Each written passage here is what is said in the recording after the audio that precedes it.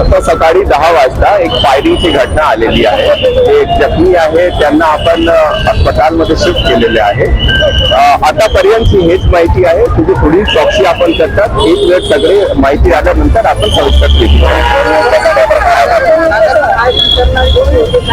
नाही, आतापर्यंत हे सगळं माहित नाही आहे। हे माहित झाल्यानंतर आपल्याला पुढील माहिती देईल। 10 वाजताची घटना सध्या तो 2 नावांची माहिती आहे। जसं हे होतं हे आपल्याला नाही, आता ते आपण हॉस्पिटलला शिफ्ट केले आहे त्यांना। जसे त्याच्याबद्दल ते पुढे फुल माहिती आपल्याला नंतर सांगतो, किती लागले आणि काय लागलं हे डॉक्टर याच्या नंतर आपल्याला। पुणे शहर पुन्हा एकदा हादरले। गुन्हेगारी आणि टोळीवादाच्या सावटाखाली असलेल्या पुण्यात भरदिवसा घडलेल्या एका धक्कादायक घटनेने खळबळ उडाली आहे।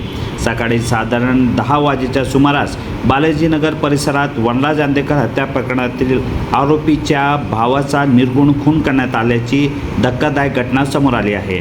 मिळालेल्या प्राथमिक माहितीनुसार मृत व्यक्तीवर अज्ञात हल्लेखोरांनी आधी गोळ्या झाडल्या आणि तो गंभीर जखमी होऊन खाली पडल्यानंतर कोयत्याने सपासप वार करत त्याची हत्या करण्यात आली। भर रस्त्यात नागरिकांची वर्दळ असताना घडलेल्या या थरारक हल्ल्यामुळे संपूर्ण परिसरात भीतीचे वातावरण निर्माण झाले आहे।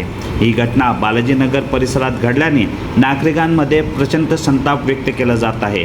सकाळच्या वेळेत लोक आपल्या कामासाठी बाहेर पडत असताना अशी घटना घडल्याने पुणे शहरात कायदा आणि सुव्यवस्थेचा प्रश्न पुन्हा ऐरणीवर आला आहे की असा प्रश्न निर्माण नागरिक करत आहे। घटनेची माहिती मिळताच पोलिसांनी तातडीने घटनास्थळी धाव घेतली असून पंचनामा करण्याचे काम सुरू आहे। दरम्यान शहरात अशा प्रकारे भरदिवसा गोळीबार आणि कोयत्याने हल्ल्याच्या घटना वाढत असल्याने पोलीस प्रशासनाच्या कार्यक्षमतेवर नागरिकांकडून प्रश्न उपस्थित केले जात आहे।